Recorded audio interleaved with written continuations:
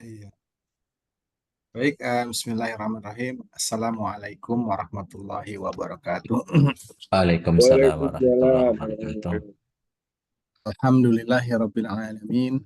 Wassalatu wassalamu ala asrofil anbiya'i wal mursalin wa ala alihi washabbihi ajmain amma ba'du.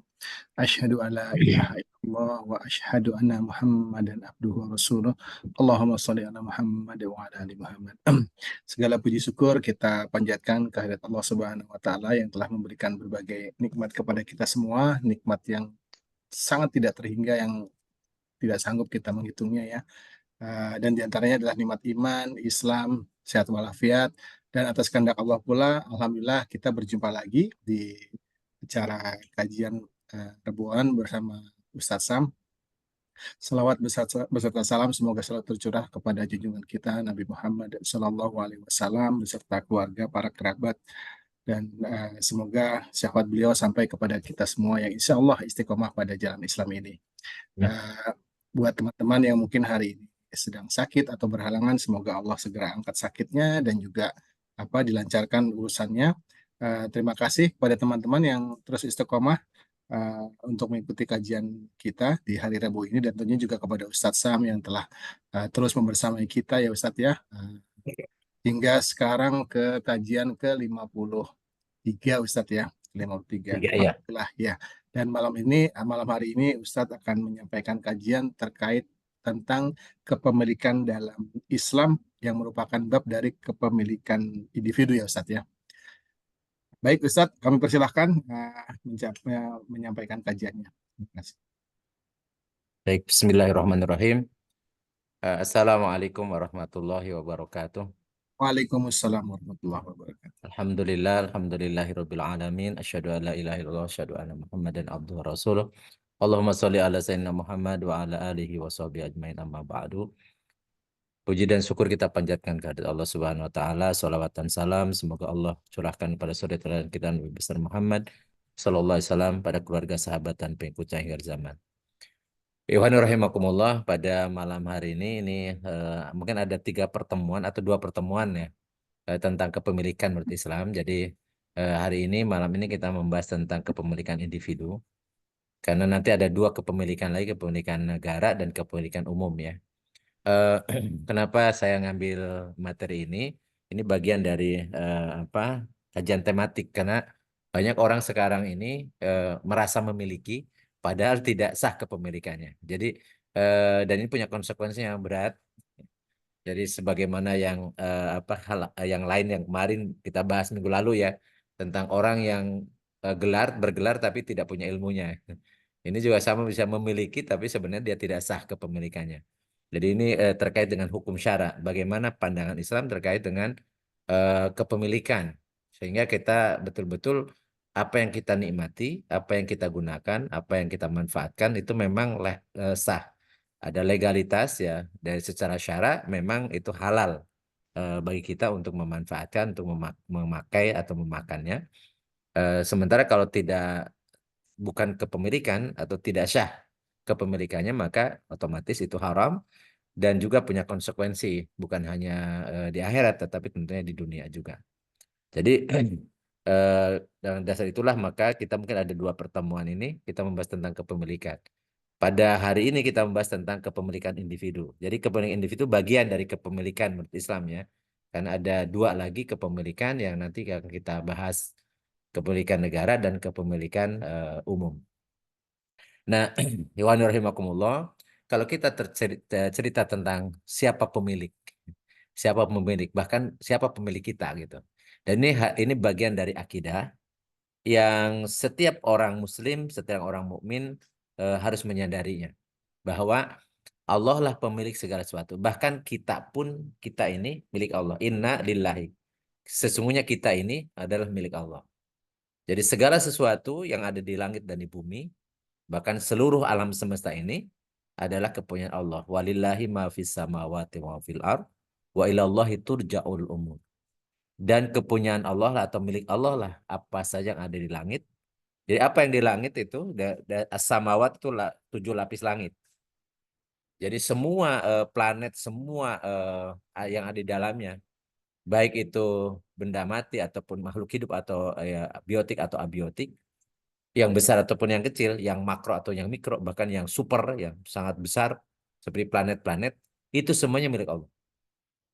Dan apa yang ada di bumi dengan berbagai macam kandungan bumi, baik yang ada di permukaannya atau di atas permukaannya atau di dalamnya. Jadi semuanya adalah kepunyaan Allah. Dan semuanya itu wa ilallahi turja'ul umur.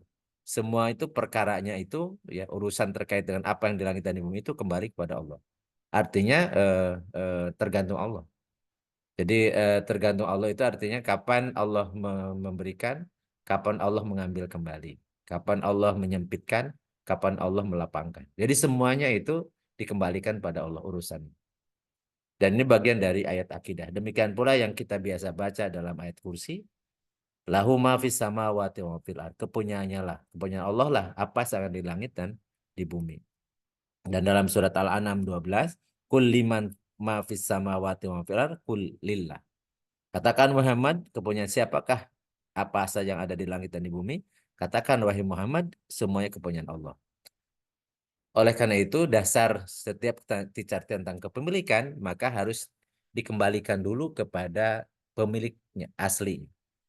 Jadi sementara pemilik kepemilikan manusia, di mana kepemilikan manusia itu terbatas dan hanya pada saat ketika dia hidup, maka harus difahami pula bahwa kenapa ketika seorang sudah meninggal, maka kepemilikannya kembali kepada Allah. Karena turja'ul umur maksudnya kembali kepada pemilik semula. Ya kita kita mengatakan innalillahi wa inna rojiun, kita kembali kepada Allah, maksudnya ketika kemudian kita hidup, kemudian kita diberikan kepemilikan. Maka ketika kita meninggal, maka kepemilikannya dikembalikan kepada pemilik aslinya. Oleh karena itu, ketika kita bahas tentang hukum warisan, ya, kita tidak boleh membagi waris versi sendiri. Kita tidak boleh membagi waris menurut menurut kehendak kita. Kenapa? Karena kepemilikan semulanya sudah kembali. Karena pemilik semulanya yang diberikan hak kepemilikan begitu meninggal, ya orangnya itu juga kembali kepada Allah, maka kepemilikannya juga kembali kepada Allah. Oleh karena itu diancam dalam surat An-Nisa ayat 14 ya. Barang siapa yang bermaksiat kepada Allah dan Rasulnya dan melampaui batas-batas hukum warisan, jadi membagi waris bukan menurut Allah, maka Allah akan masukkan pelakunya ke dalam neraka khalidan fiha. Dan gak tanggung-tanggung itu, diancamnya masuk neraka selama-lamanya. Jadi kalau neraka selama-lamanya berarti orang yang membagi waris tidak menggunakan hukum warisan yang ditetapkan oleh Allah itu dianggap sebagai orang kafir. Dikategorikan orang kafir karena yang masuk neraka selama-lama itu hanya orang kafir saja. Tapi kalau orang beriman itu ada kemungkinan akan diangkat tidak selama-lamanya di neraka tetapi akan kemungkinan nanti khalidina fiha abadanya di dalam surga. Artinya ancaman kalau orang mengambil alih kepemilikan yang tidak berdasarkan ketentuan Allah, maka itu ancamannya ada ancaman yang sangat sangat serius. Jadi bisa jadi tidak akan diterima amal perbuatan dia kalau dia mengambil hak kepemilikan. Padahal kalau kita lihat dalam keseharian, banyak orang membagi warisan bukan dengan hukum Allah, tetapi dengan hukum manusia atau seakan-akan itu milik mereka sehingga mereka bisa membaginya. Bahkan ada yang tidak dibagi, kemudian langsung di kepemilikan. Padahal ketika seseorang meninggal, maka kepemilikan kembali pada Allah, maka Allah yang membagi. Jadi hukum warisan itu sebagai otoritas siapa yang berhak membagikan harta yang ditinggalkan oleh si mayit. Jadi itu kembali turja'ul umur atau wa ilahi rojiun. Jadi kembalinya kepada Allah. Jadi kepada Allah, Allah yang membagikan. Kalau ada yang mengambil alih, maka posisinya dia sebagai musuh di hadapan Allah Subhanahu wa taala. Itu pengertian mendasar tentang kepemilikan. Oleh karena itulah, maka kepemilikan itu definisinya adalah idnu syari bil intifa'i bil aini. Jadi yang bahasa Indonesia adalah izin dari pembuat syariat, izin dari Allah, karena Allah lah pemiliknya, untuk memanfaatkan sesuatu, benda. Jadi segala sesuatu yang dianggap sebagai harta, ketika Allah memberi izin, nah memberi izin berarti menghalalkan, membolehkan, ya, membenarkan gitu, menyetujui, maka itu berarti halal atau sah. Gitu. Tetapi kalau Allah mengharamkan, Allah memfasahkan akadnya, ya, tidak sah ya atau batal atau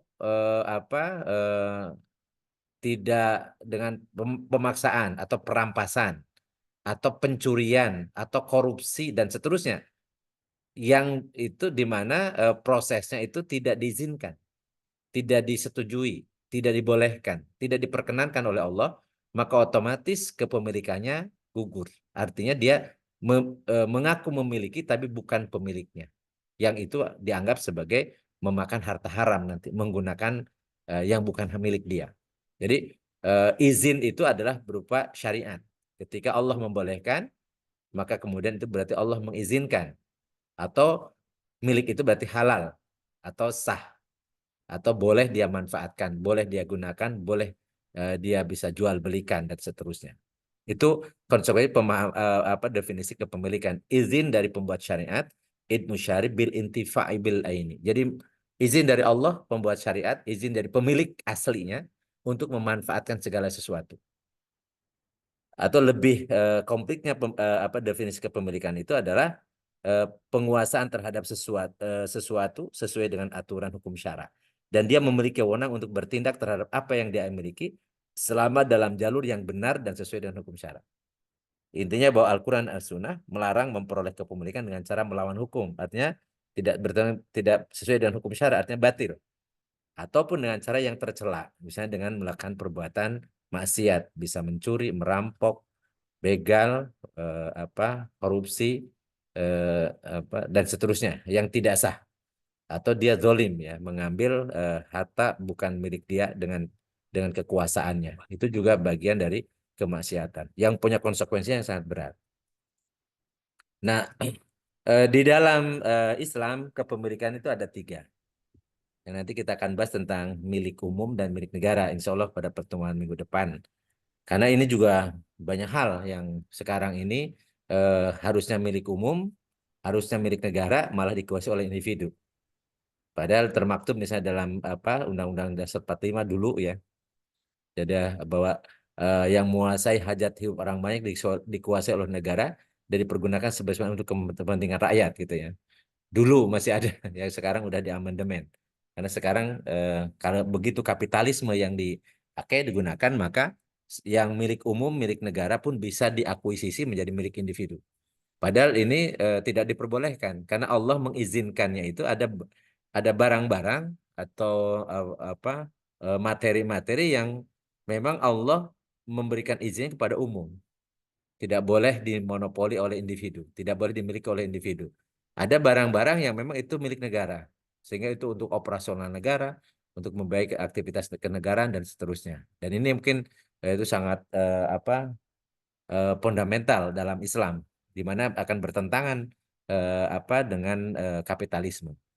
Insya Allah minggu depan kita membahas tentang milik umum, apa saja yang masuk milik umum, apa saja yang masuk milik negara. Ya. Nah, tadi pada pertemuan sekarang kita ingin membahas tentang milik individu. Ini kaitan dengan personal kita. Nah, kepemilikan individu itu ada sebab-sebab kepemilikan. Sebab-sebab kepemilikan itu artinya orang tadinya tidak punya apa-apa, tetapi dengan sebab itu dia jadi halal, jadi milik dia. Gitu. Ya. Jadi di sini beda dengan mengembangkan harta. Jadi orang mengembangkan kepemilikan. Jadi kalau misalnya kerjasama, sirkah, atau jual beli itu biasanya mengembangkan harta kepemilikan. Tapi ini yang tidak punya tadinya, kemudian halal menjadi punya, dibolehkan.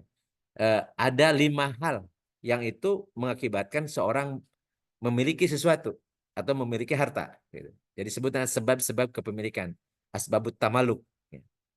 Yang pertama adalah bekerja. Jadi bekerja. Dan jenis kerja itu banyak. Banyak. Misalnya bekerja ya, di Indonesia itu tanahnya disebut tanah usriyah. Tanah yang dulu masuk Islam ya tidak dengan perang. Jadi bukan tanah Khorojiah. Jadi nanti kalau tanah Khorojiah seperti yang dulu tanah Irak misalnya karena ditaklukkan oleh pasukan kaum muslimin atau tanah Palestina itu tanah Khorojiah. Jadi tidak itu milik negara, milik milik rakyat. Yang dikuasai oleh negara tidak boleh diberikan, tidak boleh diserahkan kepada individu. Nah, sedangkan tanah di Indonesia itu tanah usriah. Tanah memang boleh dimiliki oleh individu. Ya, boleh individu. Tetapi itu dibatasi oleh aturan. Karena eh, dia boleh memiliki tanah misal atau dengan hasil dari tanah itu ketika dia menghidupkan tanah mati, nama Ihyaul Mawat. Jadi misalnya orang di dekat hutan, kemudian dia mengelola tuh hutannya, kemudian ditanami tanaman-tanaman budidaya, ya. Dulunya nggak ada tanaman sama sekali gitu. Atau judul yang apa membuat eh, apa namanya orang-orang pertama yang membabat hutan, kemudian dijadikan kebun atau dijadikan sawah atau dijadikan padi gogok misalnya nanam padi gogok. Ihyaul Mawat, maka hasil dari tanah yang tadinya tidak ada yang memiliki itu menjadi sebab kepemilikan. Jadi halal, halal boleh. Jadi orang yang membuka lahan pertama, kemudian menghidupkan tanah itu, maka hasilnya milik dia sah. Namanya menghidupkan tanah mati. Itu bekerja ya. Atau misalnya menggali kandungan bumi. Jadi misalnya orang gali pasir, orang gali batu-batuan, atau misalnya ketika orang menggali tanah kemudian mendapatkan misalnya tambang tapi terbatas ya, terbatas, hanya bisa untuk memenuhi kebutuhan dia misalnya, atau bisa mendapatkan misalnya ada dulu zaman dulu Rasul ada sumber ternyata isinya garam. Oleh Rasul diberikan kepada seseorang ternyata jadi tambang. Jadi bukan dikira Rasul hanya terbatas, tapi ternyata seperti air mengalir artinya menjadi tambang. Oleh karena itu dicabut lagi menjadi milik umum. Jadi milik umum dikelola oleh negara. Tapi kalau itu misalnya menggali tanah, kemudian untuk ngambil pasir atau ngambil batu, atau misalnya dapat tambang tapi terbatas, itu boleh jadi hak milik dia. Atau berburu binatang ya. Jadi buruan binatang bisa berburu di daratan, kalau atau di lautan jadi nelayan. Jadi berburu itu sama dengan nelayan nanti kalau di lautan. Maka hasil buruan itu halal. Jadi milik orangnya. Jadi bekerja. Kemudian samsaro itu kayak makelar atau calo ya. Tapi dengan catatan kalau makelar itu posisinya sebagai wakalah. Jadi dia boleh dapat keuntungan dari pihak pembeli saja atau dari pihak penjual saja. Jadi wakil. Nah, kalau dari keduanya itu bukan samsaro tapi dalalah. Dalalah itu memberi petunjuk, hanya mempertemukan doang. Boleh dia kemudian dapat dari penjual atau pembeli. Jadi samsaro itu bagian dari sebab kepemilikan. Orang tidak punya uang, tidak punya barang, tapi dia bisa dapat uang dengan mewakili pembeli atau memiliki penjual atau mempertemukan. Ya, kalau mempertemukan dalalah dia dapat dari dua pihak, tapi kalau dia wakil dari penjual saja dia dapatnya dari penjual, atau dia wakil dari pembeli dia dapatnya dari pembeli saja. Itu namanya samsaro. Itu boleh, boleh. Yang nggak boleh itu kemudian dia memanipulasi harga. Jadi manipulasi harga. Jadi zolim kepada pemilik barang atau zolim kepada pembeli barang. Jadi memanipulasi itu nggak boleh karena di situ ada gobun fahas, ada penipuan. Tapi kalau murni dia memang disebut makelar atau dapat komisi dari satu pihak sebagai wakalah diperbolehkan. Namanya samsaro. Kemudian ada mudorobah. Mudorobah itu beda dengan sohibul malnya. Kalau sohibul mal itu mengembangkan harta kepemilikan, bukan sebab kepemilikan. Dia mengembangkan hartanya karena sudah ada punya hartanya. Nah, bagi mudoribnya yang menjalankan usaha, dia tidak punya harta sebelumnya, tapi dia dapat bagian dari mudorobah sebagai mudorib, maka itu halal bagi dia sebab kepemilikan. Atau musakot, musakot itu dulu faktanya adalah mengairi atau tukang nyiram. Tukang nyiram dia tidak punya harta, tapi kerjanya memang menyirami pohon-pohonan jadi kebun ya, atau memelihara kebun. Maka dia dapat bagian dari hasil panennya. Itu diperbolehkan. Nah, yang banyak itu ijaroh. Ijaroh itu ajir mustajir, jadi bekerja sebagai buruh ya, sebagai buruh. Jadi tentunya ajir itu buruh, maka hasil dari upah itu halal, jadi sebab kepemilikan. Jadi makanya definisi ijarah itu kan akdun alal manfaah biiwad. Akad atas satu manfaat dengan kompensasi. Iwadnya itu salarinya itu, upahnya itu, gajinya itu halal. Jadi sebab kepemilikan. Ini dari poin bekerja. Ada juga sebab kepemilikan karena warisan. tentunya waris sesuai dengan hukum waris. Jadi maka yang dia terima dari warisan itu halal, boleh menjadi sebab kepemilikan. Bahkan kalau misalnya mengambil hak milik bukan milik dia tapi milik saudaranya, misalnya kakaknya, milik adiknya atau milik ibunya, maka itu dianggap adalah melampaui batas dan ancamannya sangat berat. Ya. Makanya kalau orang memakan harta warisan yang punya saudaranya, biasanya hidupnya nggak berkah, ya, karena dia memakan harta atau turosa akal lama, jadi memakan harta warisan dengan cara yang batal, nggak boleh. Kemudian ada juga hak kepemilikan yaitu kebutuhan akan harta untuk menyambung hidup. Jadi kalau orang bisa kelaparan, maka semua yang dia dapatkan selama ada yang boleh dimakan, maka dia mengambil punya siapapun itu jadi hak dia. Makanya ketika masa musim paceklik zaman Khalifah Umar bin Khattab itu hukum potong tangan ditiadakan karena orang makan itu atau mengambil harta itu li ajil haya untuk melanjutkan kehidupan. Gitu. Jadi dalam keadaan terpaksa ya. Kemudian pemberian negara, yang namanya daulah atau subsidi kalau sekarang ya. Jadi subsidi itu boleh. Ya, jadi kalau negara memberikan, maka pemberian negara itu halal, halal. Tetapi tentunya harus adil dan harus memang tepat sasaran kan gitu. Jangan kemudian daulah orang-orang yang tidak berhak malah dapat, orang yang punya yang harusnya dapat malah enggak. Karena mungkin bukan pendukungnya ya, itu jadi masalah. Itu tidak adil namanya. Kemudian harta yang diperoleh tanpa kompensasi negara, harta biasanya berupa hadiah, berupa sodakoh, dan ini yang mungkin pernah kita bahas. Jadi bisa jadi kita sedang butuh. Kemudian ada orang yang berbuat baik ke kita, memberikan sesuatu namanya sedekah. Nah, maka sedekah itu boleh kita gunakan. Atau sebenarnya kita tidak butuh, tapi kemudian ada sahabat kita memberi hadiah. Jadi hadiah itu juga infak sunnah yang dianjurkan oleh Rasulullah SAW. Maka ketika kita memperoleh hadiah, maka itu hak kita, milik kita, dan itu sebab kepemilikan boleh. Atau misalnya kita mendapatkan hibah ya dari orang kerabat kita, itu diperbolehkan. Atau kalau kalau istri itu dapat nafkah. Jadi nafkah itu dari suami ya si istri tidak kerja apa-apa tapi dikasih nafkah karena kewajiban. Itu juga harta yang diperoleh halal tanpa dia harus bekerja atau menyerahkan tenaga. Nah, ini sebab kepemilikan individu. Jadi kalau di luar ini ya, ini yang tidak sah, tidak sah. Jadi ini sebab dia memiliki harta. Nah, jadi perintah umumnya Allah Subhanahu wa taala memerintahkan pada kita dalam surat Al-Baqarah 168, ya ayuhan nasu kulu mimma fil ardi halalan thayyiba wa la tattabi'u khutuwati syaiton innahu lakum aduwwun mubin. Di sini Allah menyeru orang-orang manusia ya, manusia bukan hanya orang beriman, manusia disuruh memakan dari apa yang ada di bumi ini halalan thayyiban.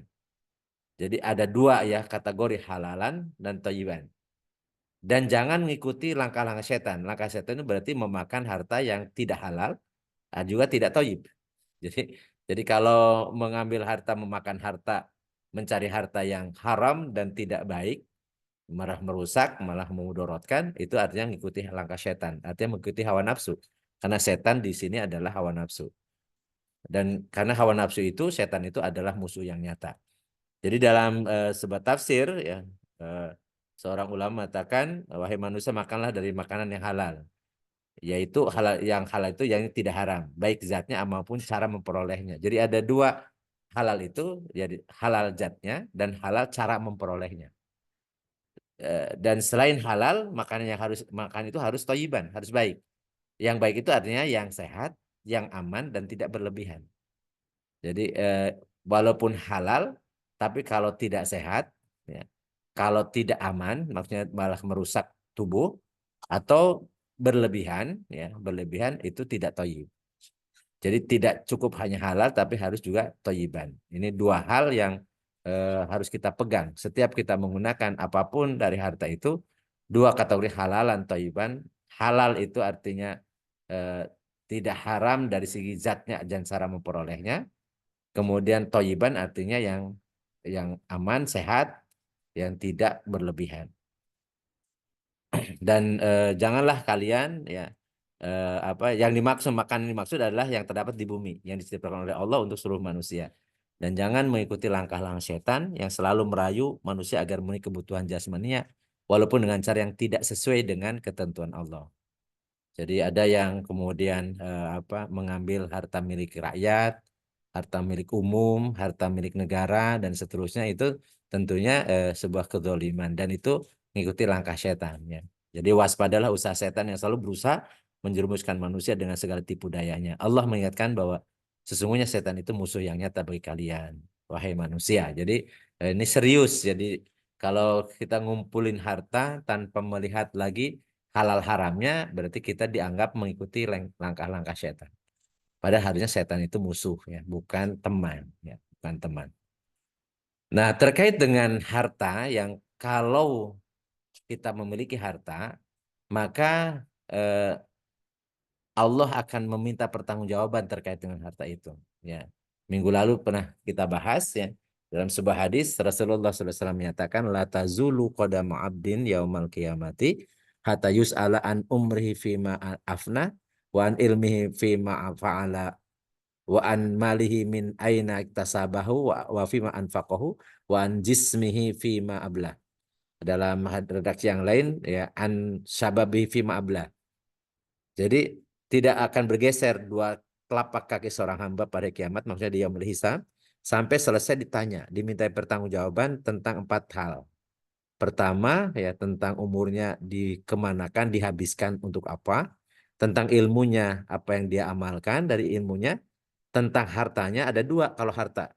Dari mana diperoleh, min aina iktasabahu, wa fima anfaqu, dan kemudian untuk apa dia gunakan, untuk apa dia belanjakan.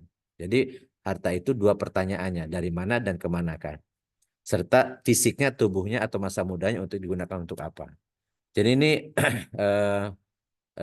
apa pertanggungjawaban di yaumil kiamah. Maka dari itu pernah Abdurrahman bin Auf dipanggil oleh Rasulullah SAW. Dia Ibnu Auf, innaka minal agniya wa satadkhulul jannah habban. Jadi wahai Ibnu Auf, engkau itu termasuk orang kaya. Maka kelak nanti masuk surganya merangkak. Nah, Abraham bin Auf kemudian menangis ya, karena kalau merangkak itu padahal sebenarnya masuk surga juga, tapi dengan cara merangkak. Beliau pengennya ya ternyata masuk surga itu harusnya yang apa kalau perlu bigori hisab sebagaimana yang dijanjikan oleh Rasul. Jadi orang yang jihad fisabilillah, orang yang mati syahid itu akan masuk surga tanpa hisab. Tapi ini malah merangkak gitu. Sehingga gemetar apa Abraham bin Auf saya mengatakan ma'asna ya Rasulullah. Apa yang harus kerjakan ya Rasulullah? Apa kata Rasulullah? Faqridullah qardan hasan. Berikan pinjaman kepada Allah dengan pinjaman yang baik. Maka kemudian Abraham bin Auf sejak itu kemudian sedekahnya, infaknya dan apa membekali pas tentara untuk dijihad di jalan Allah itu luar biasa. Jadi pernah membelikan 500 ekor kuda, kuda perang. Pernah juga menyediakan tunggangan ya 1.500, ada unta, ada keledai, juga ada kuda ya. Kemudian pernah menyerahkan harta 50.000 dinar dan banyak sekali banyak sekali apa yang diwakafkan oleh apa Abraham bin Auf setelah dapat teguran dari Rasulullah SAW bahwa akan masuknya perangkap karena banyak harta yang dia miliki. Tapi dengan seperti itulah kemudian apa Abraham bin Auf menjadi sahabat yang sangat mulia bukan karena harta semata, tapi beliau juga berjihad dengan badannya, dengan hartanya, dan dengan ilmunya. Jadi semua bahkan ketika beliau wafat, beliau meninggalkan wasiat untuk para veteran Badar yang masih tersisa. Dan Utsman bin Affan pada situ menjadi khalifah itu menyatakan bahwa ini hartanya Abraham bin Auf, harta yang berkah. Jadi memberikan kebaikan. Dan itu sebagai bentuk apa pertanggungjawaban bagi orang-orang yang paham betul bahwa harta itu akan dimintai pertanggungjawaban. Oleh karena itu yang harus kita waspadai, hati-hati memakan harta haram. Hati-hati karena pernah Rasulullah SAW memanggil Ka'ab bin Ujrah bin Ujrah. Beliau mengatakan innahu la yarbu lahmun nabata min suhtin illa kanatin naru aula bihi. Rasulullah memanggil Ka'ab bin Ujrah. Beliau mengatakan sesungguhnya daging dari badan ya, dari badan yang tumbuh berkembang dari suatu yang haram. Jadi suhtin itu lebih banyak sebenarnya korupsi. Jadi hasil korupsi lah. Memakan harta yang bukan haknya ya. Dia mengambil yang bukan haknya. Maka kata Rasulullah SAW, tidak ada daging dari suatu tubuh yang tumbuh ya berkembang dari barang yang haram illa kanatin naru aulabi, kecuali akan lebih berhak dibakar dalam api neraka atau menjadi bahan api neraka, lebih layak ya. Lebih layak menjadi bahan bakar api neraka. Nauzubillah suma'anabillah.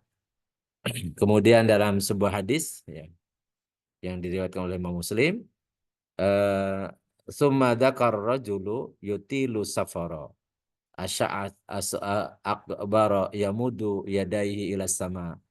Jadi Rasulullah SAW mengatakan ada seorang musafir bepergian jauh dan bajunya juga copang-camping ya dan berdebu ya. Jadi kelihatan seperti ahlu zuhud ya. Kemudian dia menenggarkan tangannya ke langit sambil berdoa, ya Rob, ya Rob, ya wahai Tuhanku, wahai Tuhanku. Wa mat'amuhu haramun, wa mashrabuhu haramun, wa malbasu haramun. Padahal dia memakai makan makanannya haram, minumannya haram, pakaiannya juga yang dari haram. Wa ghadi bil haram, dan dia tumbuh ya, tubuhnya itu dari barang yang haram. Ya. Fa anna yastajabu lidzalika. Lalu bagaimana mungkin Allah akan mengkabulkan doanya? Jadi kalau harta yang kita cari dari cara yang haram, kemudian kita gunakan untuk menafkahi istri dan anak kita, maka ada salah satu penyebab tertolaknya doa atau tidak dijabahnya doa. Di samping tadi yang tumbuh dari barang yang haram itu lebih layak untuk dimakan oleh api neraka. Naudzubillah min dzalik. Bahkan ada satu riwayat ya, eh, yang menyatakan sholat tidak diterima karena harta yang dimakannya harta haram. Jadi walaupun ini ada yang mengkritisi hadisnya ya, hadisnya itu dianggap lemah ya, bahwa Ibnu Abbas radhiyallahu anhu berkata, sholat seseorang tidak akan diterima ketika dalam perutnya terdapat barang yang haram atau yang dimakan adalah harta yang haram. Ya, walaupun hadis ini ada yang mengkritisi bahwa ininya hadis lemah ya. Ibnu Rajab ya dalam kitabnya mengatakan jika doa saja tidak dikabulkan, maka amalan lainnya pun tidaklah juga diterima karena mengkonsumsi yang haram. Jadi kalau kita membaca tentang peringatan-peringatan konsekuensi dari kita memiliki harta yang bukan milik kita, yang tidak sah menurut syariat, tidak diizinkan oleh Allah, maka konsekuensinya bukan hanya di dunia kehilangan berkah ya. Sebagaimana kita pernah membahas tentang berkah ya, bahwa harta yang berkah itu memberikan kebaikan di dunia dan menjadikan aliran pahala ketika kita di alam barzah, namanya sedekah jariyah, dan di akhirat mengantarkan ya pemiliknya ketika di dunia itu hartanya berkah itu menjadi penghuni surga. Jadi itu itu berkah. Nah, sebaliknya kalau harta itu eh, tidak halal, artinya Allah tidak memberkahinya, tidak berkah, maka akan mendatangkan keburukan di dunia dan bisa mengalirkan dosa ketika di alam barzah dan mengantarkan pemiliknya yang dimurkai oleh Allah akan menjadi penghuni neraka. Nauzubillah. Oleh karena itulah maka begitu hati-hatinya. Jadi apa saja yang halal, insya Allah kita sudah tahu bahwa kita punya penghasilan karena kita kerja dapat upah, atau kita juga ada sampilan misalnya sambil jualan atau memberikan jasa dan seterusnya. Yang jelas itu dalam skup bekerja, apapun jenis pekerjaannya. Maka itu pasti itu halal, dan ketika halal itu maka Allah akan berikan berkah, dan ketika diberkahi oleh Allah maka di dunia akan mendatangkan kebahagiaan, di alam barzah menjadi aliran pahala sebagai sedekah jariyah, dan nanti di akhirat mengantarkan orang yang mendapatkan harta berkah itu masuk surga. Ini pengantar diskusi kita untuk tentang kepemilikan individu. Ya, monggo silahkan kalau ada yang mau ditambahkan ya. Ini ditambahkan dan kemudian kita bisa diskusikan. Intinya bahwa dalam Islam tidak ada orang yang bebas memiliki apapun, ya, karena semuanya milik Allah. Jadi kalau ada orang yang mengklaim-klaim, ketahuilah bahwa dia mengklaim milik Allah, apakah Allah ridho atau tidak? Apakah Allah izin atau tidak? Maka ketika dia mengklaim dan tidak diizinkan atau tidak halal, ya, tidak disetujui oleh Allah, maka dia siap-siap mendapatkan sanksinya. Bisa sanksi dunia di alam barzah ataupun di akhirat.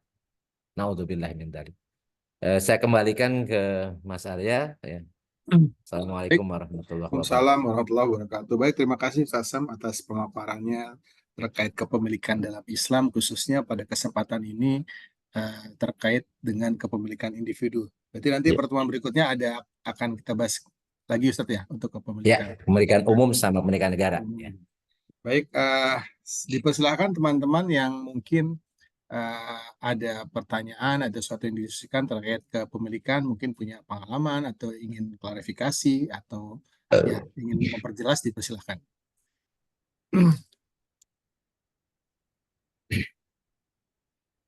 Mungkin sebelum sebelum yang lain, Ustadz, izin tanya Ustadz ya. Eh, Makasih. Terkait yang apa harta yang diperoleh tanpa kompensasi apa tenaga Hmm. dan harta itu Hmm. Ustadz ya, Hmm. salah satunya hibah ya. Yang saya Ya. ingin saya tanyakan terkait prosesnya gitu, Ustadz, proses Hmm. hibahnya gitu. Bolehkah misalnya seseorang gitulah, seseorang Hmm. gitu mempunyai harta, seorang itu masih hidup gitu ya, tapi Hmm. ingin membagi hartanya kepada ahli warisnya melalui Hmm. proses apa namanya gitu ya, hibah katakanlah Hmm. yang saya Hmm. Ya. pahami gitu. Hibah. Hmm. Jadi sebelum dia dia ini gitu ya, apa Hmm. berpulang gitu ya. Ya. Itu bagaimana Ustadz ya? Jadi dibuat surat hibahkah gitu ya, dibagi-bagi bahwa ini tanah yang ini buat si eh, anakku A, yang ini B, rumah ini buat buat anakku yang C gitu. Itu apakah Ya. diperbolehkan? Sementara itu kan belum secara hukum apa ya, negara atau bagaimana gitu, itu belum belum ini belum belum belum ada Ya. apa balik nama gitu segala macam Ya. Ustaz. Itu apakah diperbolehkan Ustaz? Terima kasih. Ya. Jadi kalau yang Ya. pemiliknya masih hidup, maka boleh dia melakukan apapun yang dia kehendaki. Dengan Hmm. catatan tidak akan menyengsarakan dirinya atau Hmm. mengakibatkan pecah hubungan silaturahmi anak-anaknya. Jadi catatannya ya dua ya. Pertama itu jangan sampai menyengsarakan dianya sendiri karena jadi tidak punya apa-apa dan ditelantarkan oleh anaknya bisa jadi karena sudah dibagikan. Atau yang kedua menimbulkan perselisihan di antara ahli warisnya yang mengakibatkan mereka putus silaturahminya. Karena silaturahmi itu hukumnya wajib, yaitu nyambung kekerabatan ya antara kakak adik dengan atau orang apa anak sama orang tua atau sama ibu gitu ya. Jadi jangan sampai gara-gara hibah itu mengakibatkan sesuatu tindakan yang itu akan merusak ya, merusak tali hubungan silaturahmi. Selama itu tidak, jadi masih tetap ya, masih tetap mempertahankan maksudnya dia tidak akan terlantar, tidak akan sengsara masa hidup tuanya dan juga tidak munculkan konflik di antara anak-anaknya, maka diperbolehkan. Tapi dengan catatan berarti kalau sudah dihibahkan itu sudah pindah kepemilikan karena dia memberikan kepada memberikan barang kepada orang dan ketika dia masih hidup. Nah itu boleh, boleh. Tidak jadi masalah dan tidak dibatasi. Terserah kepada siapa saja, bisa anak-anaknya semua atau misalnya anak tertentu saja karena misalnya miskin misalnya sementara yang lain misalnya ini tetapi dengan catatan tadi ridho semuanya. Jadi jangan sampai muncul konflik di antara mereka. Nah, tetapi kalau dia katakan nanti ya kalau bapak sudah meninggal, ini bagian siapa itu namanya wasiat dan Wasiat ya. tidak boleh. Boleh. Pertama tidak boleh lebih dari sepertiga. Yang kedua tidak boleh kepada ahli waris. Itu Oh, wasiat. Jadi kalau nanti ini jatah si ini tapi nanti ketika bapak sudah meninggal, maka itu jadinya jatuh wasiat. Itu tidak boleh lebih dari sepertiga dan tidak boleh kepada ahli waris. oh berarti ke anak-anak nggak boleh Ustaz kayak gitu Nggak ya. boleh Kan kalau wasiat kalau itu ya. wasiat. Kalau wasiat. Oh, wasiat. Ya. Nah, kenapa? Karena anak-anak itu ahli waris. Jadi Iya. yang 2/3 itu dapat dua Iya. per tiga gitu ya. Nah, kemudian kalau dia sampai meninggal, masa meninggal, maka itu sebut harta warisan. Dan itu harus dibagi berdasarkan hukum-hukum Allah, hukum waris gitu. Jadi mau tidak mau kalau itu bentuknya hibah ketika masih hidup, ya dia harus pindah kepemilikan. Bentuk pindah kepemilikan itu kalau di kita itu ya pindah berarti nama. Bisa sertifikatnya, bisa apa ganti nama gitu ya. Dan itu juga harus ada pengesahan sehingga tidak muncul perselisihan di kemudian hari. Misalnya sudah dibagikan, dihibahkan, tapi dianggap karena tidak diketahui oleh yang lain, misalnya atau anak yang atau ahli waris yang lain, maka kemudian jadi tuntutan dianggapnya itu harta warisan gitu.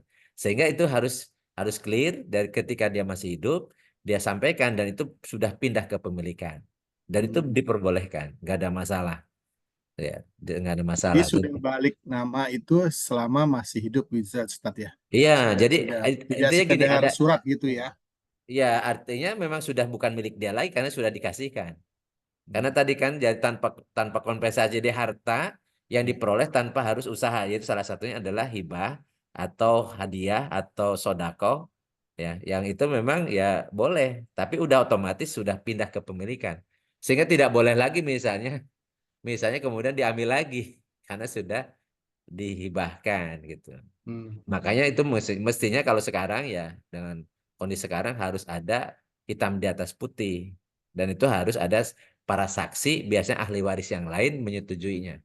Dan tidak ada gugat-gugatan karena sudah ada bukti gitu. Dengan catatan tadi jangan sampai nanti orang tuanya sengsara.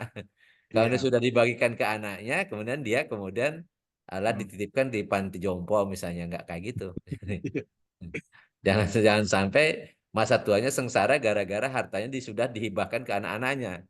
Ya, Ya. itu orang tua yang kurang cerdas lah kayak gitu ya. Oke, baik Ustadz. Walau alam bisa. Terima kasih Ustadz. Sudah ada Ya, yang ini angkat tangan, silahkan Udah Daniel. Langsung saja. Mikrofonnya di ini Ustadz. Udah. ya. Sip. Tutup lagi. Aku tutup lagi, pencet lagi ya. Belum udah, belum. Ya. Assalamualaikum.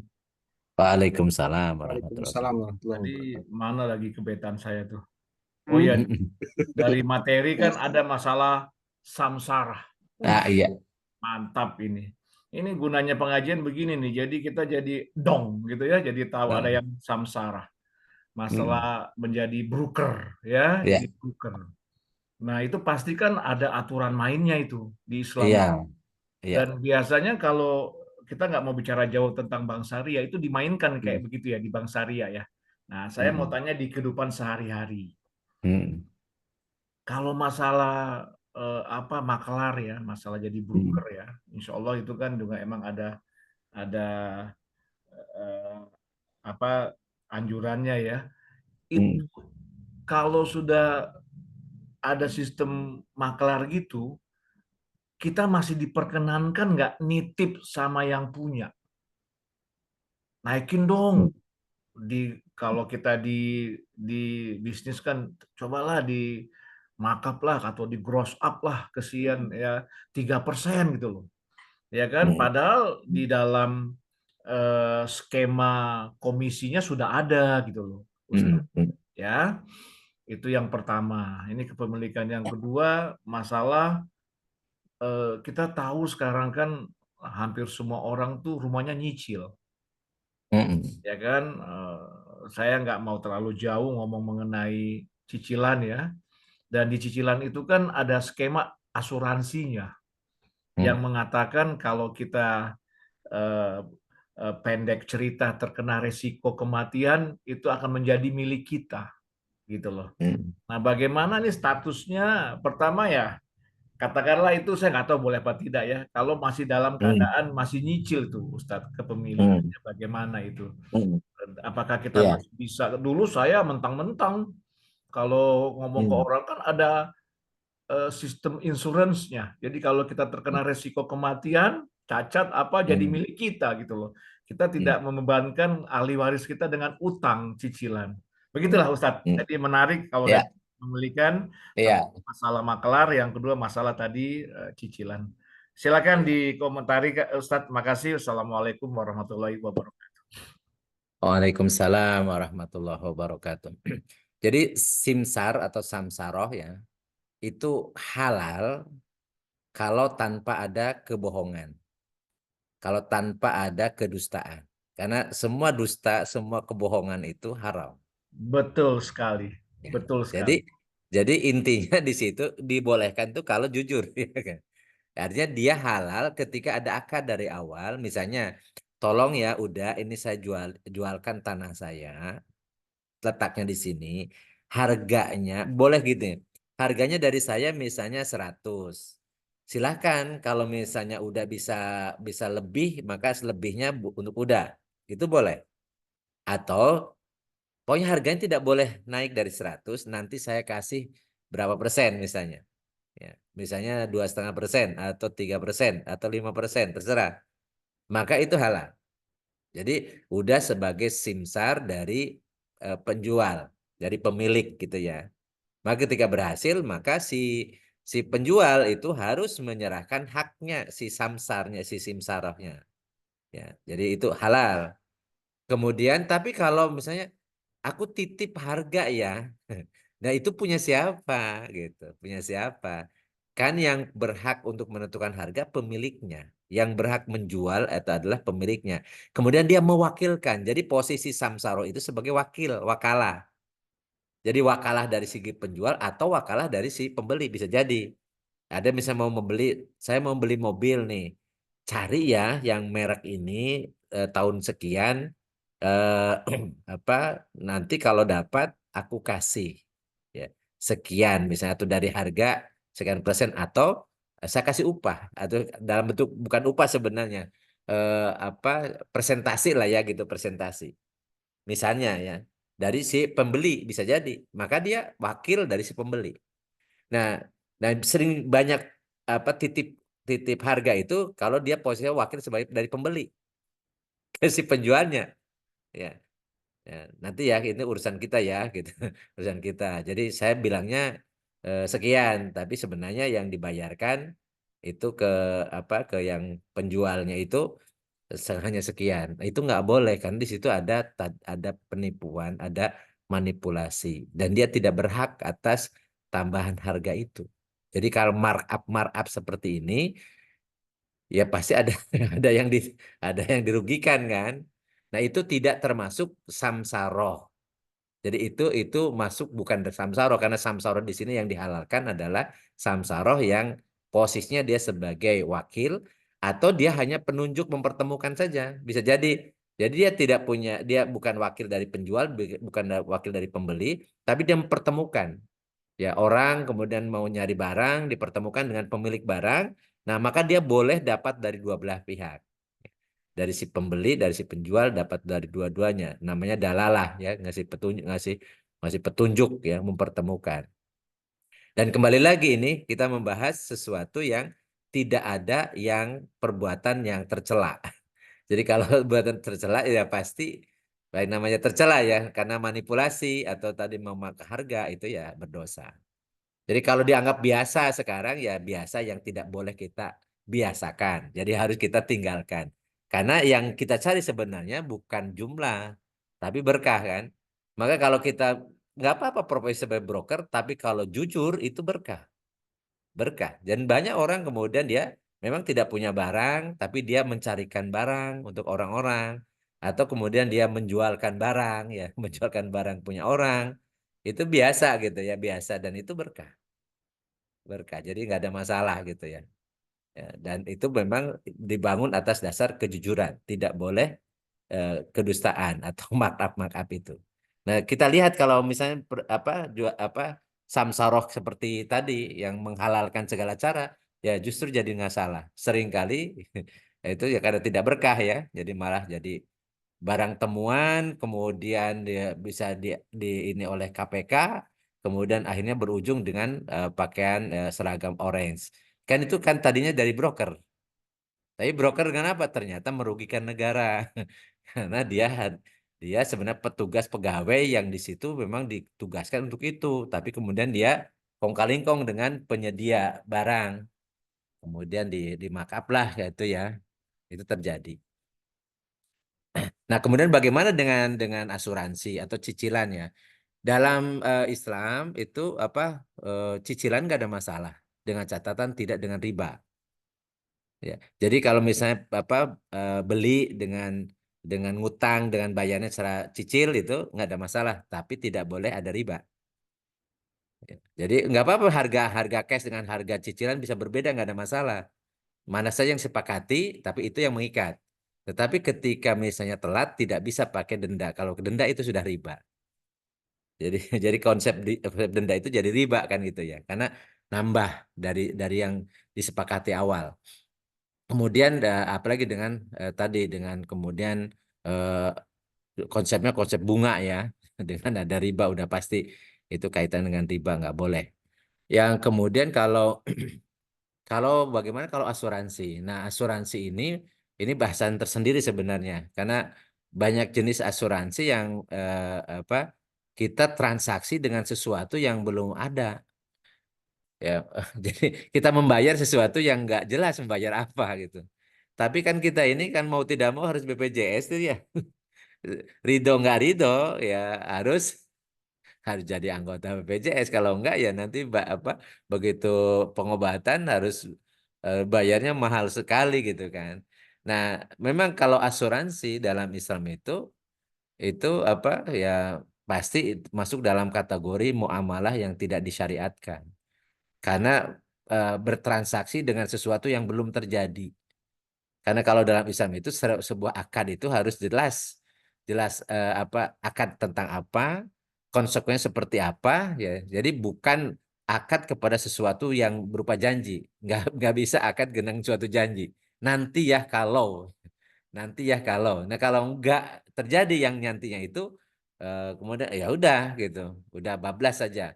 Nah sementara kalau ataupun jadi, ya, jadi antara yang kita punya dengan yang kita pakai itu jauh. Ya, makanya sering kali disebutkan di asuransi kalau di syariah itu disebut takaful, saling menanggung, saling memikul gitu ya. Tapi sebenarnya konsepnya ya sama aja dengan mau takaful sama sama asuransi, kemudian konsepnya substansinya sama sebenarnya. Cuman beda bahasanya doang gitu ya. Makanya kalau dalam Islam itu justru negara lah yang memberikan jaminan ketika orang misalnya dia kena musibah, maka negara siap membackup untuk kebutuhan dia. Jadi tidak perlu harus pakai asuransi. Ya. Nah, bencana negara dari mana? Nah, bahasan minggu depan tuh. Milik negara sama milik umum. Milik umum. Jadi kadang orang bingung kan ya. Nah, katanya nanti gratis dalam Islam gratis ya. Karena karena kalau di dalam Islam kepemilikan umum itu dikelola oleh negara, digunakan untuk kemakmuran rakyat. Jadi orang tidak akan keteteran, keleleran, kemudian bermasalah ketika kena musibah, ketika kena kerugian dan seterusnya, karena negara mensiapkan diri untuk membackup mereka. Dan milik negara sama milik umum itu sangat besar. Dan terbukti sekarang yang menguasai hadap orang banyak itu dikuasai oleh para oligarki, sehingga oligarki itu hartanya luar biasa, triliunan, ratusan triliun. Ya, padahal itu harusnya kan milik milik umum, misalnya tentang tambang ya, tambang. Kemudian macam-macam itu ya, kemudian penguasaan lahan ya, lahan yang mengeksploitasi kekayaan sumber daya alam yang itu nyaris tanpa batas ya, bahkan bisa ribuan hektar dan seterusnya, itu harusnya kan dikelola negara dengan negara dan keuntungannya untuk membackup tadi kebutuhan-kebutuhan rakyat ya. Jadi sebenarnya kalau kita membahas tentang tadi tentang apa kredit, tentang tentang riba, kemudian tentang asuransi, sebenarnya kalau dalam sistem Islam itu tidak akan ada. Kenapa? Karena ada yang membackup hidupnya. Jadi negara itu kalau misalnya orang jatuh miskin itu pertama keluarganya karena didorong untuk keluarganya itu bertanggung jawab kepada keluarga yang lain, saling menolong gitu ya, saling menolong. Kalau keluarganya nggak sanggup maka umat Islam, tetangga-tetangganya, sahabat-sahabatnya itu dianjurkan untuk menolong membantu. dan tidak dengan riba. Jadi ngasih pinjaman itu tidak dengan riba, bahkan lebih banyak mereka ngasih ya, ngasih hadiah, ngasih sodakoh atau zakat kalau dia misalnya muzaki ya. Kemudian kalau itu tidak ada negara yang turun tangan. Dan kalau misalnya di kas negara kosong, maka negara bisa mengambil doribah namanya atau pajak kepada orang kaya saja. Kepada orang kaya saja pada saat itu kas negaranya kosong. Ketika kas negara sudah penuh lagi, orang kaya pun dibebaskan, dibebaskan karena apa pajak itu jadikan alternatif terakhir ketika kas negara tidak cukup untuk membackup orang-orang yang sedang memerlukan dana. Jadi memang itu sebuah sistem ya. Tapi sekarang itu kalau bicara tentang seperti itu kan sistemnya kan kapitalis. Jadi kita membahas tentang asuransi juga serba salah. Kenapa? Karena terus kalau misalnya tidak ikut asuransi, kita malah kena apa? Kena biaya kesehatan yang luar biasa besar.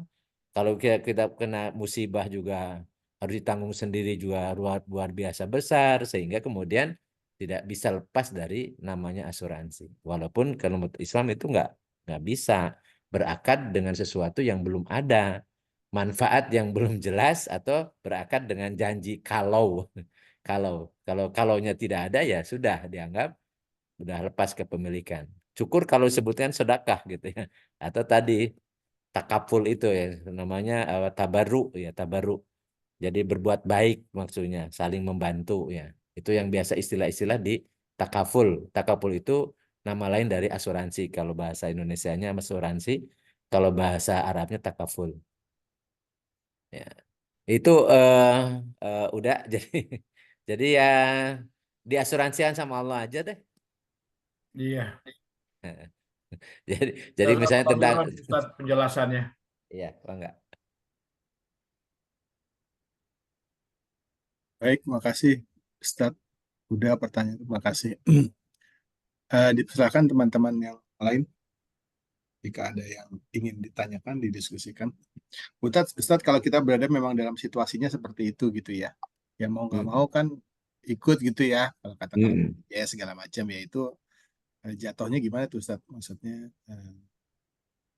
Jadi ya gini, ketika tidak Islami ya, sistemnya tidak Islami, banyak hal yang kita tahu itu nggak boleh. Seperti misalnya tentang riba. Sehebat apapun kita menghindar riba, pasti kita kecipratan riba. Contoh misalnya saya nih, saya berusaha untuk tidak punya pinjaman.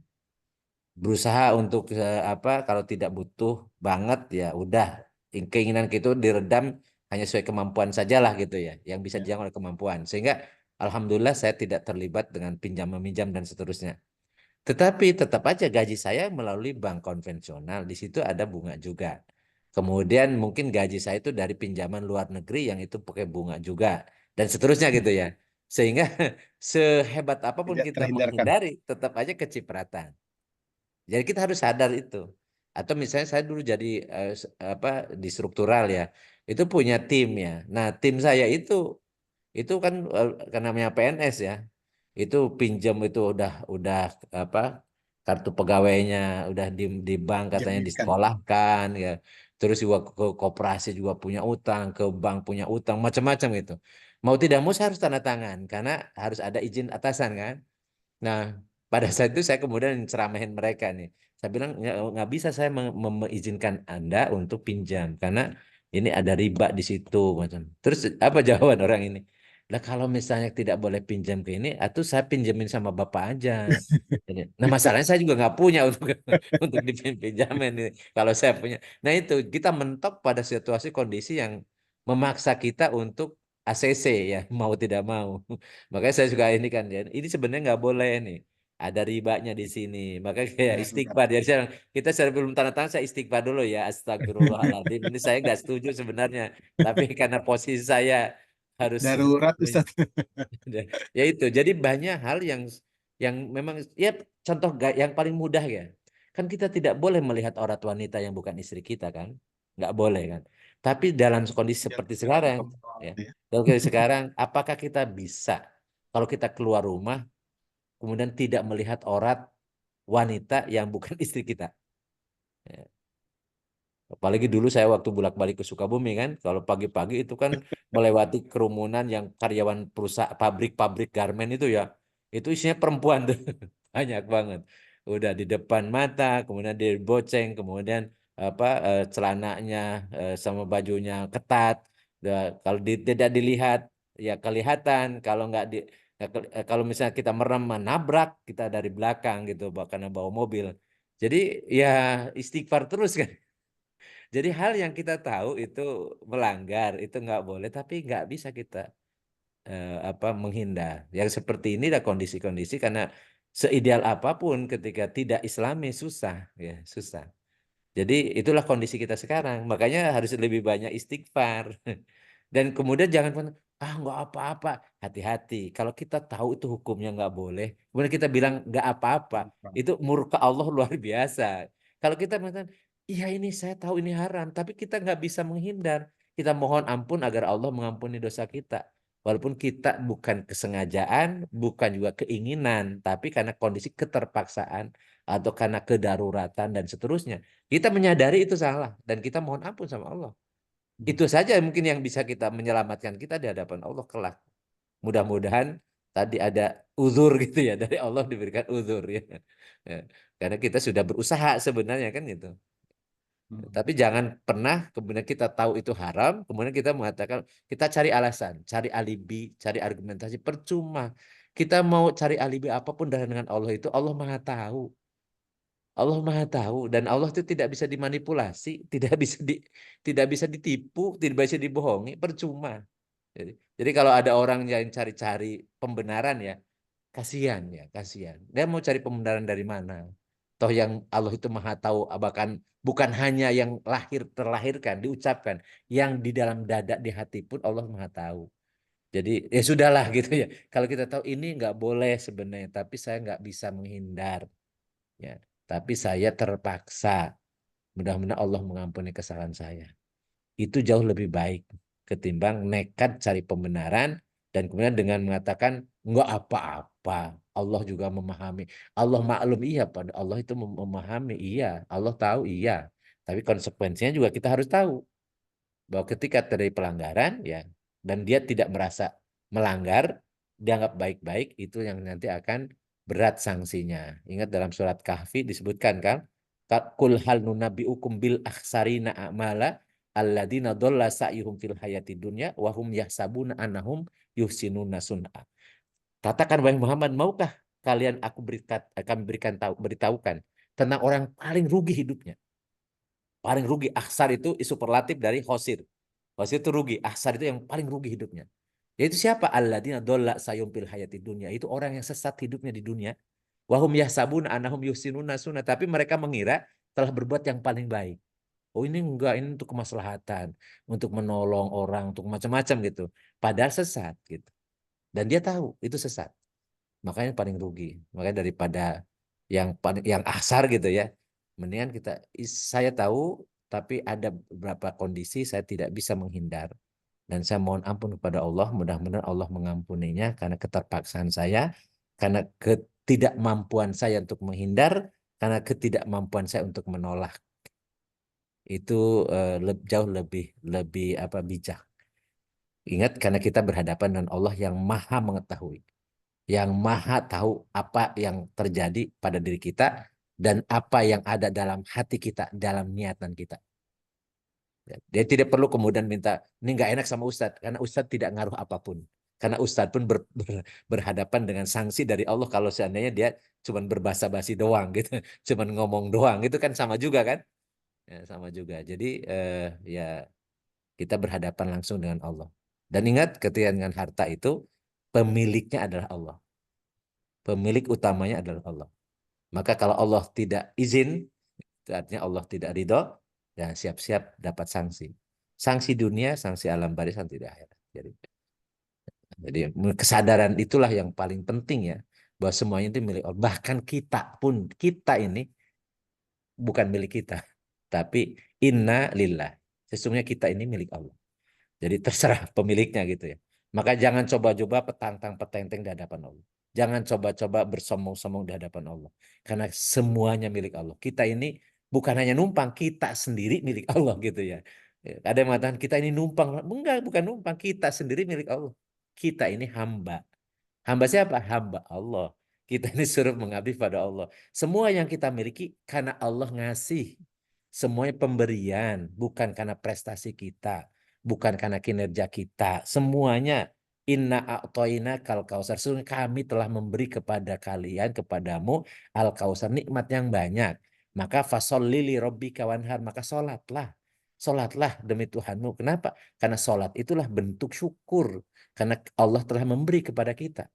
Dan kita semua diberi al-kausar, nikmat yang banyak. Silahkan aja kalau bisa menghitung. Ya, wa in ta'udu nikmatallahi la tuhsuha. Kalau kalian mau menghitung-hitung nikmat Allah, nggak bisa menghitungnya. Mau menghitung dengan apa? Berapa? Ya, berapa kalau kita harus bayar? Oksigen, air, bisa bernafas, bisa kemudian saluran pencernaan kita berfungsi, saluran pernafasan kita berfungsi, darah beredar, dan seterusnya. Semua jantung, semua itu berfungsi, semua harus bayar berapa kita sama Allah?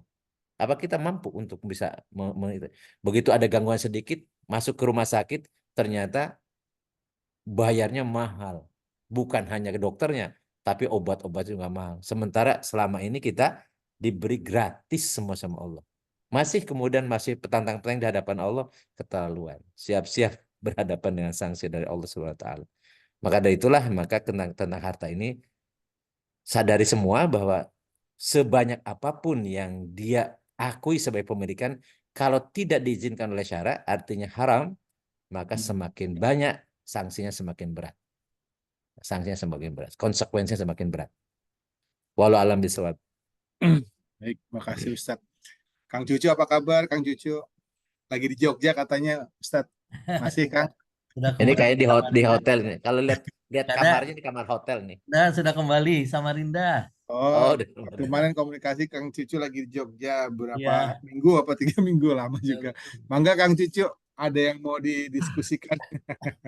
Ya, Ya, alhamdulillah. numbuhin kumis, udah tumbuh kumis, pulang lagi ke Samarinda kan. Banyak kemiri di Jogja, ya. Kemiri. Oh, kemiri tuh rupanya obatnya. Mangga, Nanti Kang. sekali-kali jenggotnya. Jenggotnya. Belum. Ustaz, ya ini ya ngobrol aja lah, ya diskusi. Iya, sama ngomong. Ya. Kedengaran suaranya, Tat. Ini kadang-kadang Jelas, Clear. jelas. jadi Jelas. misalnya kasus si A ini ya, seorang ibu, dia telah anak misalnya ada 7. Nah, yang 4 ini sudah di waktu masa hidup sudah dikasih harta, artinya baik itu rumah, tanah dan sebagainya sudah balik nama. Nah, yang 3 ini belum sempat. Nah, rumah yang didiaminya ini akan kalau meninggal dibuatkanlah surat wasiat. Nah, akan dibagi kepada ketiga. Jadi yang 4 orang tadi yang sudah dapat tidak dapat lagi. Nah, itu gimana nih Kak? Sedang tadi kan surat wasiat nggak boleh dikasih kepada ahli waris gitu. Iya. Nah, itu gimana Ustaz? Iya. Jadi ini harus ada kesadaran dari yang belum kebagian. Iya. Ya. Dan artinya kalau itu memang belum dibagikan, wasiat tidak berlaku untuk ahli waris. Pertama. Yang kedua, ya semua peninggalan dari si orang tua itu, maka itu harta warisan. Dan harta waris itu harus dibagi kepada semua ahli waris. Dengan aturan tertulis dalam surat An-Nisa. Jadi harus jelas gitu ya. Jadi tidak bisa, jadi amanah itu tidak berlaku atau wasiat itu tidak berlaku ketika berhadapan dengan aturan hukum Allah yang itu namanya mutawatir ya. Jadi sumbernya dari Al-Quran dan tidak ada beda penafsiran. Karena misalnya tentang nisfun, rubuun, sudusun gitu, sulusun gitu, itu nggak bisa ditafsirkan yang lain gitu. Jadi kalau misalnya anak laki-laki itu 2 bagian dari 2 orang dari satu orang perempuan ya, 2 bagian dari seorang perempuan artinya ya harus seperti itu. Jadi yang sudah dihibahkan itu pindah nama itu hak mereka, hak yang sudah dapat ya. Nah kalau yang tidak dapat ya sudah, ingat ya, yang dibutuhkan itu berkah. Jadi jangan sampai sudah tidak dapat hibah, begitu kemudian harta warisan harusnya dibagi, kemudian juga dapat dia jadi saudaranya tidak dapat bagian karena alasan sudah dikasih, yang kemudian Allah murka. Jadi tambah-tambah gitu ya, tambah-tambah menderita. Bisa jadi dengan seperti itu dia nggak dapat hibahnya, tapi dia ya tentunya ridho dengan ketentuan Allah dan itu dibagi sesuai dengan aturan hukum waris gitu. Yang sudah dapat hibah dapat juga warisan gitu ya. Insya Allah disitulah letak keberkahan. Ternyata hubungan mereka silaturahminya bagus dan Allah melimpahkan berkah sehingga dengan bisa jadi jumlahnya sedikit tapi Allah melimpahkan berkah maka yang sedikit itu menjadi banyak. Bisa nih banyak sebenarnya kejadian kalau misalnya kita ini ya. Jadi saya termasuk yang tidak dapat warisan karena begitu dibagi karena dulu Bapak Said mengatakan ya udah saya Bapak bagi selama Bapak masih hidup dibagi semua ya. Dan saya hanya dikasih untuk bisa jadi sarjana. Jadi kasih ilmu saja sampai jadi sarjana gitu ya. Kemudian apa yang ditinggalkan, kemudian kita sepakati setelah dibagi, kemudian bagian saya bilang saya hibahkan ke adik saya karena dia butuh rumah gitu ya. Dan nggak usah ini, pokoknya dihargai aja sekian data saya diserahkan sama dia. Udah gitu selesai. Ternyata Allah ngasih. Ya, di Bogor saya bisa punya rumah, bisa kemudian bisa beli tanah gitu. Artinya sebenarnya ya itulah konsep berkah gitu. Jadi sementara kita ketika kita kekeh dengan jumlah, dengan pembagian, bahkan kemudian sampai ngotot-ngototan, ternyata Allah tutup pintu berkahnya. Lihat orang-orang yang rakus, yang menguasai harta warisan, biasanya hidupnya nggak berkah. Kasihan kadang-kadang kasihan. Coba aja kita perhatikan ya. Dari keluarga misalnya ada yang nakal tuh. Misalnya dia menguasai harta warisan, punya adiknya nggak dikasih. Ya, bahkan punya ibunya pun diambil gitu ya, berjatah ibunya misalnya. Lihat hidupnya, nggak berkah. Belum nanti di akhirat. Di akhirat. Karena di akhirat itu ancamannya kan coba baca surat An-Nisa ayat 13-14 tuh ya. Tentang siapa yang taat dan siapa yang maksiat, yang tidak mentaati batas-batas hukum-hukum Allah. Itu ngeri sanksinya karena ancamannya finari kholidan fiha, di neraka selama-lamanya. Itu hanya orang kafir doang gitu. Ya. Padahal sebenarnya bisa jadi hartanya tidak seberapa dan itu juga bisa dicari gitu atau bisa usaha dari usaha sendiri pun bisa gitu. Kalau tidak dari warisan pun. Bisa dengan jujur pun dari warisan bisa jadi ya dapat lebih dari itu. Allah ngasihnya lebih dari itu. Jadi tetap kondisi walaupun itu sudah wasiat karena ke ahli waris nggak berlaku dan karena itu dibagikan sesudah wafat yang pemiliknya ya tetap menjadi harta warisan sehingga diberikan kepada seluruh ahli waris. Tidak boleh dengan alasan sudah dikasih dulu ya sehingga tidak dapat lagi warisan selama dia masih menjadi ahli waris.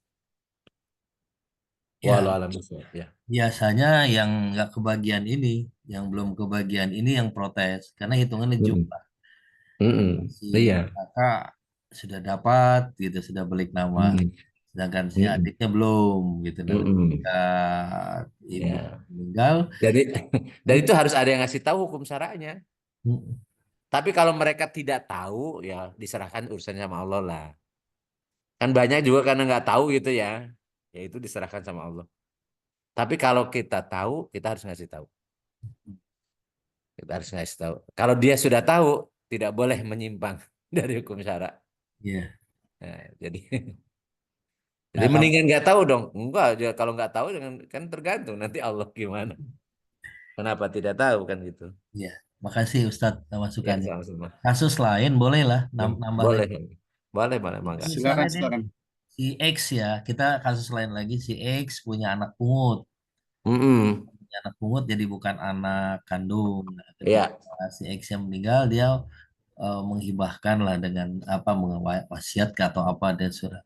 Tapi ternyata dari adik kandungnya ini tidak mau menyerahkan ke anak pungutnya itu karena Hmm. menurut dia karena ini ke adik jatuhnya dia nggak punya anak, punya anak Hmm.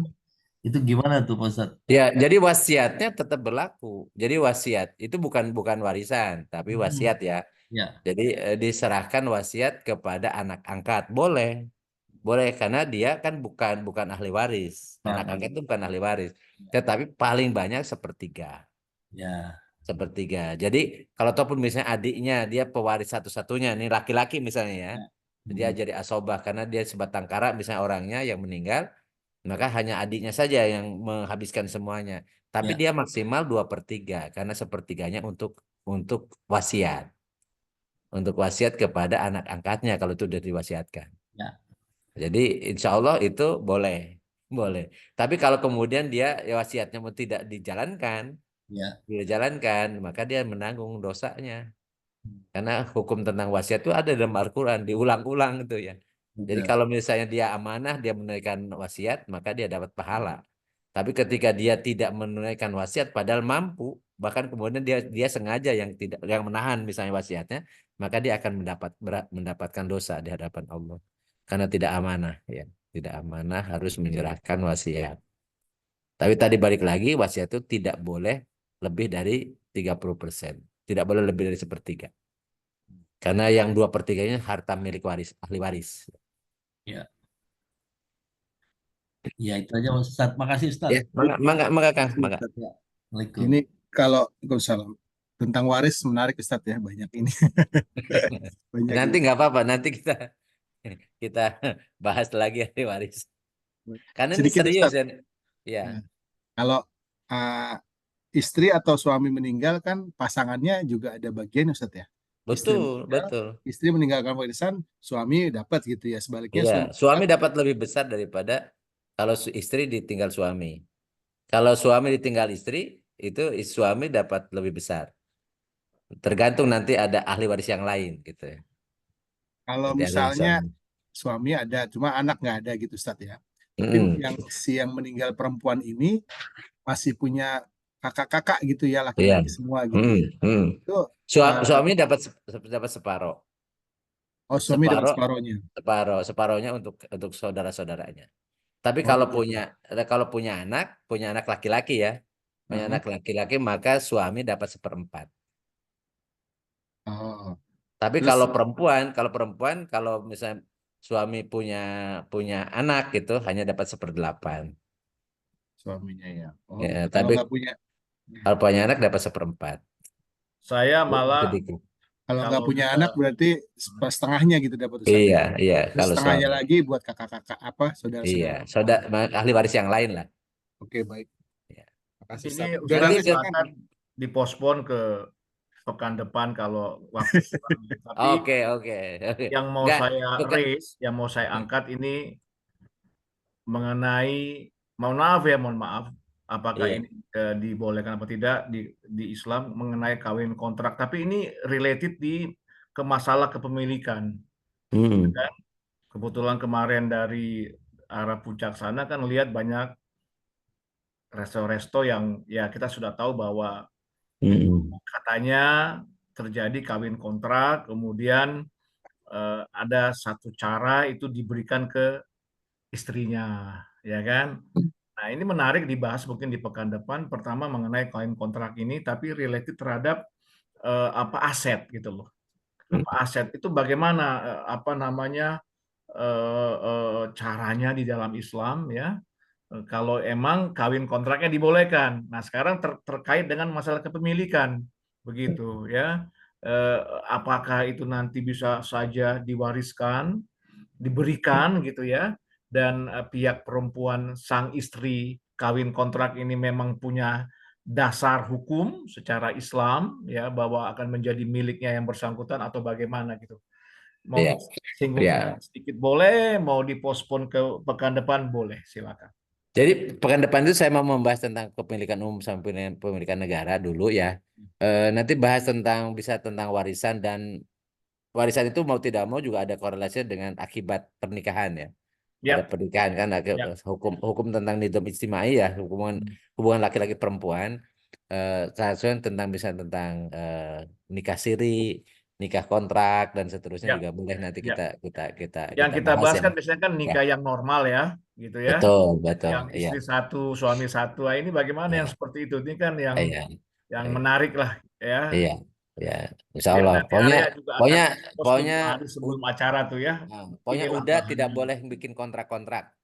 Kalau nikah saja. Kalau kontrak-kontrak nggak Iya, boleh, Berarti jawabannya nikah itu bersama. Ustadz ya. Nikah kontrak iya, nggak boleh. Jawaban sementara nikah kontrak itu tidak diperbolehkan. Yang iya. mut'ah itu bukan Ustadz. Nikah mut'ah itu ya. Itu mut'ah, maksudnya mut'ah ya. Mut'ah itu Persoalannya wanita yang di sana menjadi mau akibat pemikirannya akan mendapatkan aset ini, Nah, Ustadz. itu. Iya, Yang betul. sekarang kita bahas gitu loh. Iya, iya. Ya kan, jadi Iya, menarik gitu loh. Ya kan, jadi orang tahu iya. mau Kan apa. itu kan kontrak itu sama dengan melacur kan ya. Aduh, Apa saya bedanya? ngomong begitulah ya kan. Iyalah. Iya kan, apa bedanya? Iya, terus berapa tahun kemudian dapat villa, dapat Iya, restoran apa iya, kebuli. Nah, itu iya. kira-kira memang kalau diomongkan kayaknya kok nggak enak ya, tapi agak Iya. Ajar siah yang membolehkan satu. Iya, iya. Yang jelas nikah itu berbeda dengan kontrak-kontrak ya. Ya. iya. Kontrak-kontrak itu bisa formal, bisa non formal ya. Pokoknya dengan tekan kontrak dulu mah jangan. Ya. Iya, yang Pokoknya lucunya waktu saya umroh kemarin ke Mekah, ke satu tempat ada toko bisa bahasa Indonesia dan tahu Indonesia, taunya bukan Jakarta, Ustaz taunya Puncak. Saya bilang kacau juga nih, orang Mekah satu nih, iya, taunya Puncak, Ustaz. Taunya iya. Puncak dengan cerita-ceritanya loh. Biasanya itu ya tadi pemahaman agama yang menyimpang ya. Ya, terutama dari orang-orang Syiah yang dianggap mut'ah itu bagian dari ibadah. Nah, itu boleh kita Makanya bahas. makanya itu nanti kita bisa bisa bahas kenapa, kena haramnya kenapa, nggak sahnya kenapa gitu ya. Sehingga derivasinya akibat hukum dari tidak sah itu banyak banyak hal. Jadi ini banyak nanti haram-haram yang kemudian akibat dari ketidaksahan akad. Ya, Ya, termasuk nanti akad-akad yang tidak sah itu sebenarnya ada derivasinya. Tapi yang paling mengerikan itu kalau dari akad nikah yang tidak sah. Karena jadi banyak hal yang nanti terkait dengan warisan, terkait dengan nafkah, terkait dengan macam-macam hal, ya, termasuk dengan mahromnya dan seterusnya, perwalian dan seterusnya. Jadi banyak. Insya Allah nanti kita bisa bisa bahas di pertemuan yang akan datang. Baik, Udah Ustaz. dulu ya, Udah insya Allah. 9:30 ya, Ustaz. Nah, kurang. Baik, baik. Alhamdulillah ya mudah-mudahan apa yang kita bahas ada manfaatnya. Kembali lagi kita mencoba berusaha untuk hanya yang halal saja dan yang baik saja. Karena kita semua yang kita butuhkan adalah berkah yang Allah berikan kepada apa yang Allah kasih kepada kita itu berkah. Nah, kalau jumlah itu relatif karena ternyata kalau kita ngikuti keinginan berapapun jumlahnya ternyata tidak pernah puas. Tapi kalau kita ngikuti dengan berkah, insya Allah menjadi kebahagiaan tersendiri dan menjadi kepuasan sendiri. Karena hakikat kebahagiaan itu adalah syukur dan qanaah. Jadi qanaah itu puas ridho dengan apapun yang Allah berikan pada kita dan kemudian kita bersyukur. Insya Allah itulah yang kita cari sebenarnya. Karena yang kita cari hidupnya bahagia, bukan hidup kaya raya. Karena hidup kaya raya seperti yang sedang di sidang sekarang itu ya punya berapa miliar katanya hasil keringat sendiri ya kemudian karena tidak ada transparan dari suaminya dia bingung sendiri karena ternyata nggak memungkinkan sampai berapa miliar atau sampai sampai angka T gitu ya itu tanpa ada kontribusi dari suaminya jadi pusing sendiri bahkan nyumput-nyumputin juga susah gitu ya jadi ya, percuma gitu jadi atau misal para koruptor yang sekarang ada di penjara itu ternyata dia mau mencari kebahagiaan dengan jumlah harta, tapi ternyata yang terjadi sekarang ini luar biasa sengsara di dunia, belum lagi nanti di akhirat. Kalau Allah tidak mengampuni kesalahannya. Allahumma sholli wa sallim wa barik ala sayyidina wa habibina karimina wa zuhrina wa lana Muhammad wa sallim radhiyallahu tabarak wa ta'ala an kulli sahabat Rasulillahi ajmain. Allahumma anfa'na bima 'allamtana wa 'allimna ma yanfa'una wa zidna ilman nafi'an. Allahumma yassir lana umurana kullaha wa la tu'assir alaina. Allahumma hasil maqasidana. Rabbana la tuzigh qulubana ba'da idh hadaytana wa hab lana min ladunka rahmatan innaka antal wahhab. Rabbana atina fid dunya hasanah wa fil akhirati hasanah wa qina adzabannar. Wa sallallahu ala sayyidina Muhammadin wa ala alihi wa sahbihi wa barik wasallim. Subhanakallahumma wa bihamdika asyhadu an la ilaha illa anta astaghfiruka wa atubu ilaik. Subhana rabbika rabbil izzati amma yasifun wa salamun alal mursalin walhamdulillahi rabbil alamin. Assalamualaikum warahmatullahi wabarakatuh. Waalaikumsalam warahmatullahi Teman-teman, Pak Ustaz. Terima kasih, Ustaz. Sama-sama, mangga. Waalaikumsalam Terima kasih, warahmatullahi wabarakatuh. teman-teman. Sampai ketemu Rabu depan. Jazakumullah khairan. Lahir batin. Assalamualaikum. Waalaikumsalam warahmatullahi wabarakatuh. Waalaikumsalam warahmatullahi wabarakatuh.